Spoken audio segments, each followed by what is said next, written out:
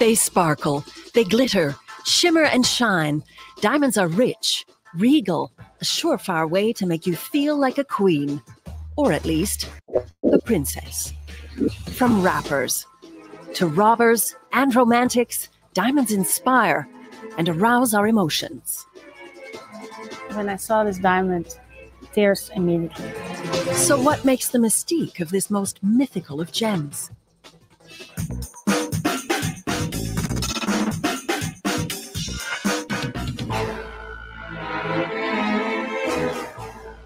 I don't actually own a diamond myself, but I've always been fascinated by them, both as a feat of nature and for what they represent. Diamonds are a girl's best friend. Diamonds are ingrained in our collective psyche as the ultimate symbol of love, status, and power. As carriers of curses, fuelers of conflict, and metaphors of resilience, humans have always been drawn to diamonds. But why? We're literally hardwired to look for shiny and look for sparkly. All living things that can see have been programmed to look for something shiny or look for something sparkly because it means water, and water is life. And diamonds just sparkle the best. And they have so many stories to tell. Diamonds are seductive, divisive, and essential to our modern economies. But what does their journey look like? And are they really forever?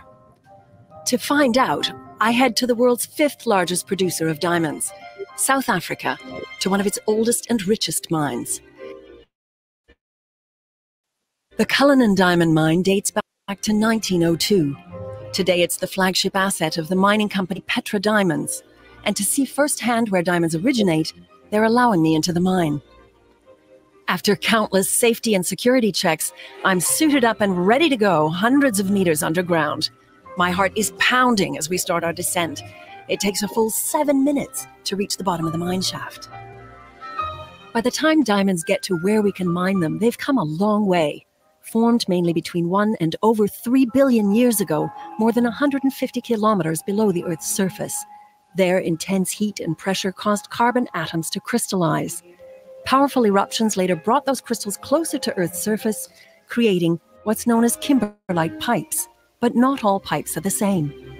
The Cullinan Diamond Mine is very special. Unlike a normal volcanic eruption, which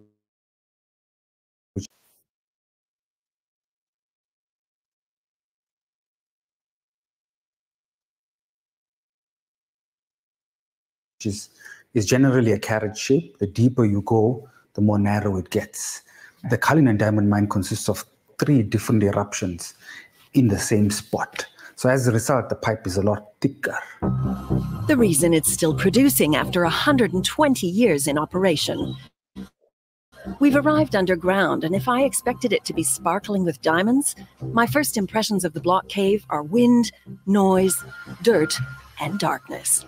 Gargantuan machinery is on the go down here 24/7. It's hard to believe I'm actually 839 meters below the surface of the Earth, down at the bottom of the Cullinan Diamond Mine shaft, and surrounded by an entire network of sheer kimberlite walls. And who would imagine that a diamond, with all of its brilliance, can actually originate from something as prosaic as this? Our time is limited, so my guides show me around the dark maze of collection points, and there's not a sparkle in sight. I'm still looking for a diamond in here. No, you won't find it. Are you sure? Remember, it is like 30 carats per 100 tons. Okay. In all the time you've been here, you've never seen... In 20 years, I haven't seen one. You haven't seen one? Wow, that's how elusive they are. Yes. 30 carats of diamonds per 100 tons of kimberlite? At 1/5 of a gram per carat, that's only about 6 grams. And who said diamonds weren't rare? After extraction, the ore is hoisted above ground for further crushing, washing, and separation. The final step is the sorting house, where the day's haul, about 4,000 carats, is divided by hand according to quality. It's painstaking work, and evident here that clear white diamonds are few and far between. In fact, this mine has another surprising distinction.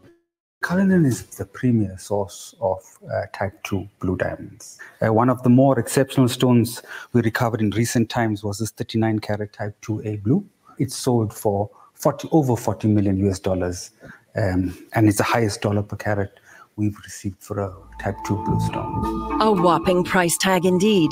But this mine is most famous as the birthplace of the largest gem-quality diamond ever found. It weighed in at 3,106 carats, which could fetch a dizzying $5 billion US today. This is a picture from the day it was found, an absolute sensation. So this is what the Cullinan diamond looked like in its natural raw state when it was first discovered back in 1905. Now, this is, of course, just a replica, but imagine finding a diamond that's literally the size of your fist, and then, on top of that, it happens to be of the finest gem quality. In the end, it was cut into 9 fantastic gems and many other smaller stones, and they've never found another one like it. The largest of the Cullinan diamonds now have pride of place in the British Crown jewels, one in the royal scepter and one in the imperial state crown. Indeed, it was royalty who first sported diamonds as coveted symbols of wealth and power. France's King Louis XIV was mad about them, and during his reign amassed the most sumptuous collection in the West. His passion was fed by Jean-Baptiste Tavernier, an intrepid gem merchant and traveler who brought many exceptional stones back to the French court, sparking a craze among the European elite. Paris became the capital of high jewelry, while empresses, queens, even kings are rarely without their diamonds to this day.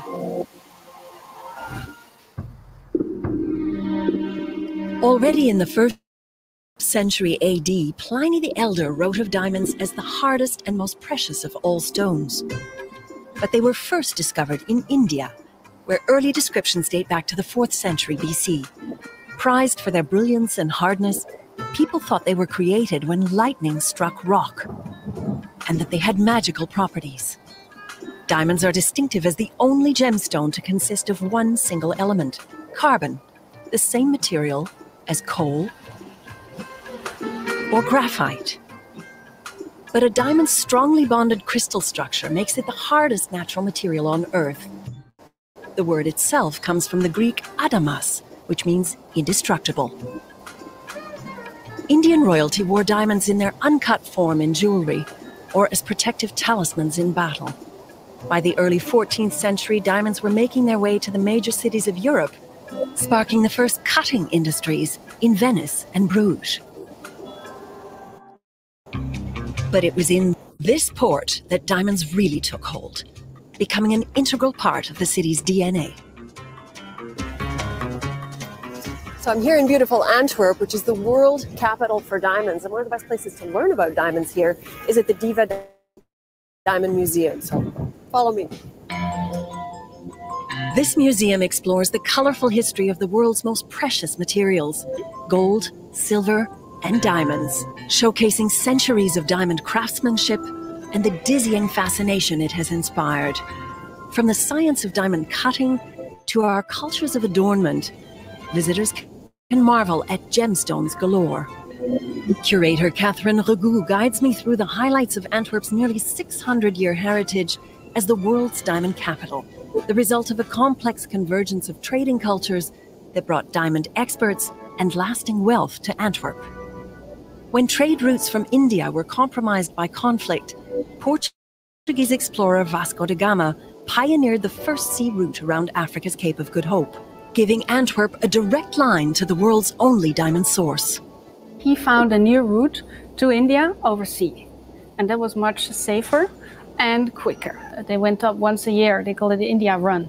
With big ships, big fleet, took with them, amongst many other things, spices, textiles, also diamonds. Went, of course, first to Lisbon, to home, but then immediately to Antwerp, because it was a big harbor in center of Europe, and it was a safe space. In the 15th century, a major innovation sealed Antwerp's reputation as the place to be for diamonds, the scaife, a polishing wheel that revolutionized diamond cutting and vastly increased their popularity. Antwerp's local hero Lodewijk van Berken is credited with its invention. And while historic evidence to this effect is thin, his legend prevails.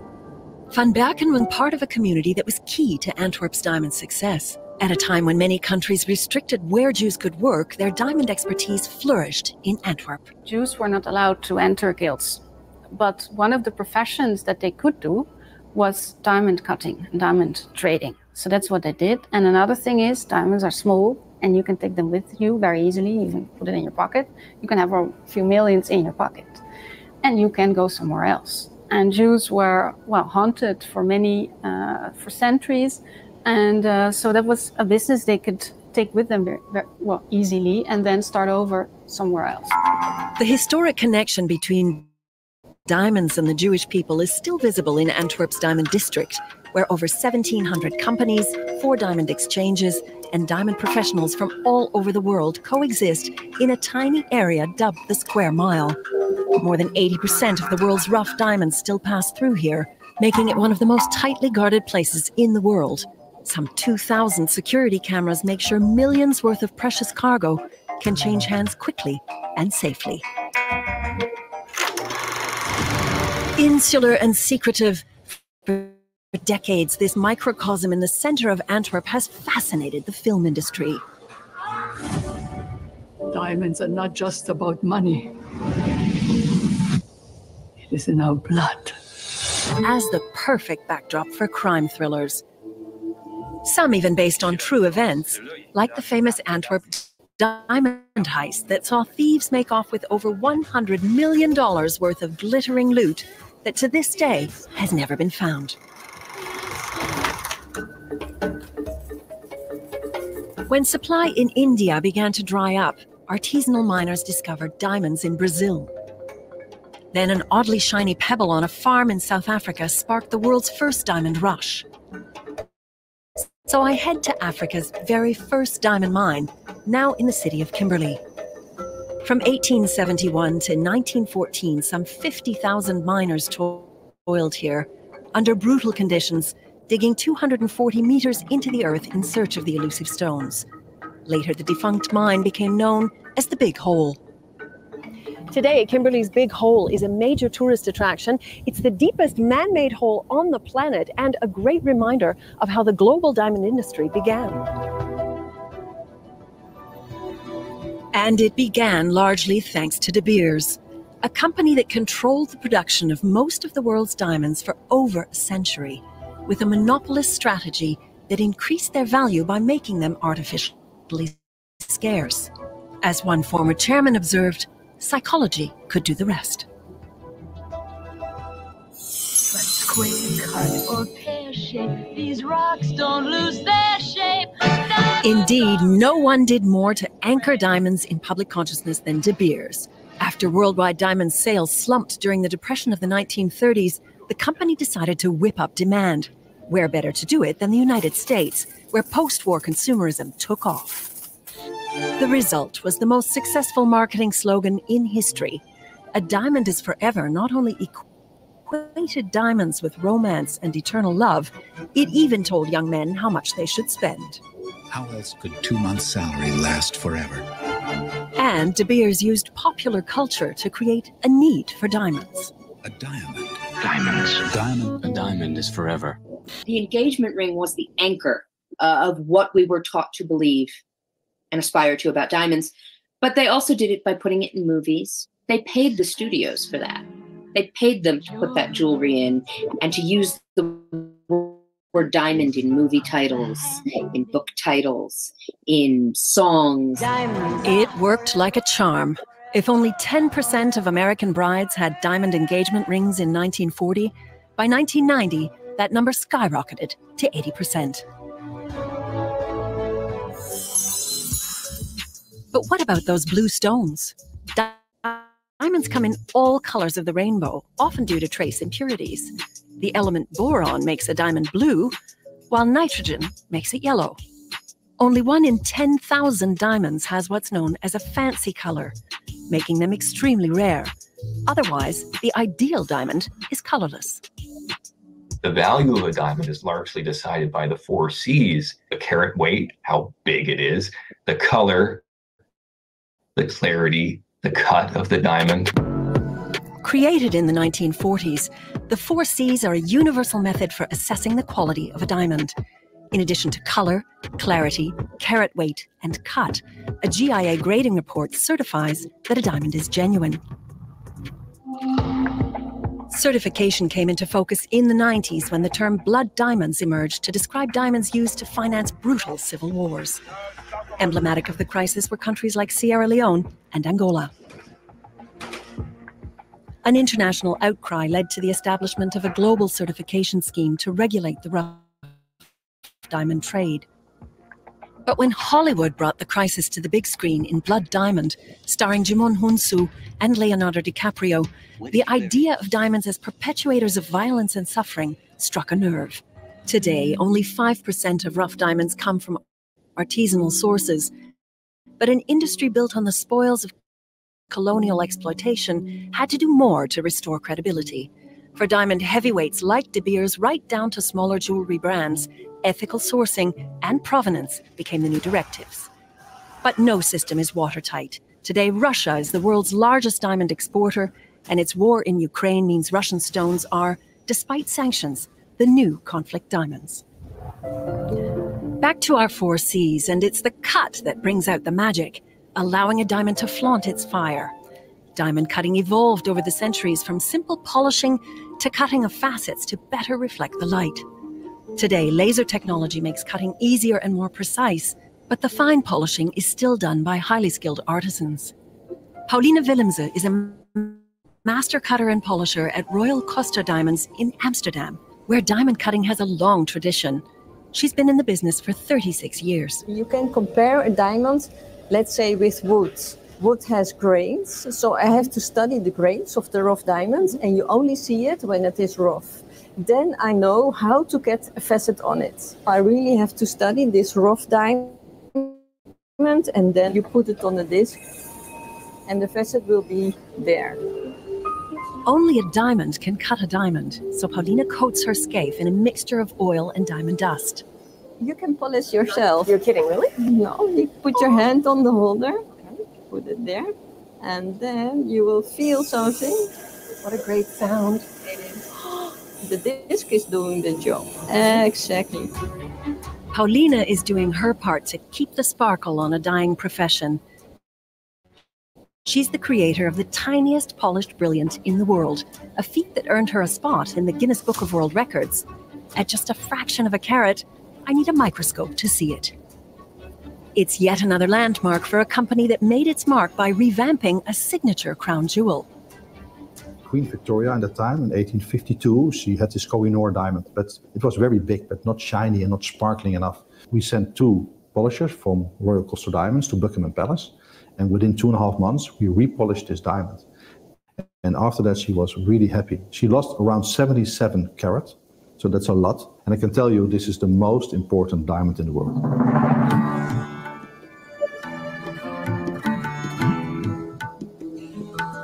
In the world of diamonds, Koh-i-Noor is a rock star. It has seen the rise and fall of many empires. So it has passed through the hands of Mughal emperors, Persian Shahs, Emirs of Afghanistan, Maharajas of Punjab, and then finally it ends up in the British crown jewel. At this point, the British felt that if they could have the jewel of India, the Koh-i-Noor, they could have India itself. Reena Ahluwalia is an award-winning Canadian artist and jewelry designer. For years, she's been captivated by a stone she says is ingrained in the Indian psyche. Koh-i-Noor means mountain of light. Originally from India, Iran, Afghanistan, and Pakistan have all laid claim to it ever since a 10-year-old Maharaja was forced to hand it over to Queen Victoria. I always wanted to paint the Koh-i-Noor because I felt there was no diamond in our history that encapsulates so much. It carries so much of emotion, so much of baggage, so much of beauty, tales of power and conquest. The fact that legendary diamonds like the Koh-i-Noor were objects of such enduring desire made them hugely mysterious. Other exceptional stones, like the French blue, which later became the famous Hope diamond, were even said to be cursed. Financial ruin, suicide, and even beheadings plagued the Hope's various owners before it was safely deposited in Washington's Smithsonian for all to admire. The role of diamonds as a visual language shines through in the world of hip-hop, where jewelry became its own kind of subculture. The use of diamonds and the use of platinum came as hip-hop started to step into its power, like closer to the 90s. Diamonds, of course, being a more expensive commodity to use, became known as a status symbol. So, you know, hip-hop jewelry has always been rooted in having something that no one else had. In her book, Ice Cold, A Hip-Hop Jewelry History, Vicky explores how jewelry, much of it diamond-encrusted, became a proclamation of identity. With diamond-studded nameplates, pendants, rings, and grills, hip-hop artists took ostentatious to a new level, even enriching our vocabulary, like New Orleans rapper BG in 1999. The term for flashy diamond-studded jewels quickly went mainstream, skidding into the Oxford English Dictionary in 2003. Today, the more than $90 billion diamond industry is in constant flux. 90% of polishing now happens in India, and lab-grown diamonds are gaining in popularity as a vastly more affordable alternative. A welcome development for the fashion industry, but hugely energy-intensive, and with over 60% produced in India and China, their sustainability claims are still debatable. The case for natural diamonds is still a solid one, with a cast of newer players reclaiming diamonds as a necessary part of African heritage. For designers like Sierra Leone-born Sata Maturi and Nigerian-born Thelma West, diamonds can tell a different African story. I keep talking about Botswana because they are a shining light in the industry. I hope that they would be a wonderful template, you know, in terms of an African story where the people are actually empowered from the natural resources that come from the ground. Influencers like Tracy Ellison, aka the Diamonds Girl, agree, actively sharing her extensive diamond knowledge and ethical sourcing advice with over 1.2 million followers on Instagram. As the world's second largest producer, Botswana is Africa's poster child for the positive societal impact that diamonds can have. Diamonds account for 80% of exports, and unique partnerships with diamond producers have made it a middle-income country that provides free healthcare and education to all its citizens. Back in Johannesburg, more proof that diamonds are part of real change on the ground in Africa is Molefi Tsiki, a second-generation master diamond cutter and the first Black-owned site holder at De Beers. He's part of a select group that can purchase De Beers rough diamonds in bulk. I remember, stories of Black people in South Africa were not even allowed to know how to cut and polish diamonds, you know. And today, to have somebody who's Black and who's become a site holder, it goes to show how much change has happened over time, you know. And I think that's what makes me proud about it. It really gives the sense that transformation is really happening. The notion of beneficiation, or more industry value for diamond-producing countries themselves, is fundamental to empowering a growing community of African diamond professionals. Back in Antwerp, other players are countering the industry's legacy with technology and new business models, like HB Antwerp, which aims to revolutionize the diamond supply chain. Using just one mine in Botswana, they deal only in stones that are 10 carats or more, so-called industry specials. By cutting out all the middlemen in the supply chain, we managed to create an upside of 40% on the diamonds that they're selling to the world, to the government of Botswana, compared to the previous old system. Using blockchain technology and its own closed-loop system, HB Antwerp can trace and log every step of a diamond's journey from mine to finger. Streamlining diamond processing means higher returns for the value chain and transparency for consumers. In South Africa, natural diamonds support jobs and entire communities, and as Petra Diamonds ecologist shows me, also biodiversity and extensive restoration efforts. From mining, we also have to work sustainably.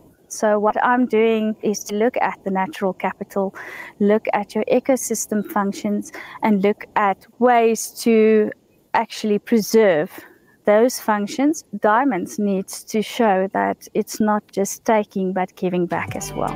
The hardest, most resistant material on Earth has incredible staying power. And as a finite resource, a diamond's rarity is also being put into perspective. The competition for man-made diamonds is going to, impact the supply side of the equation, but I don't think that's ultimately going to be, a situation that puts, say, the natural diamond industry out of business. Humans, since the beginning of time, have wanted, rare and precious and valuable, natural gemstones and precious metals. So I don't think that's going to change anytime soon. As a driver of change and culture through the ages, perhaps Mystique lies in many contradictions it represents. A stone that's clear, pure, devoid of meaning, yet invested with countless stories and emotional connections. As natural wonders enhanced by human skill, diamonds are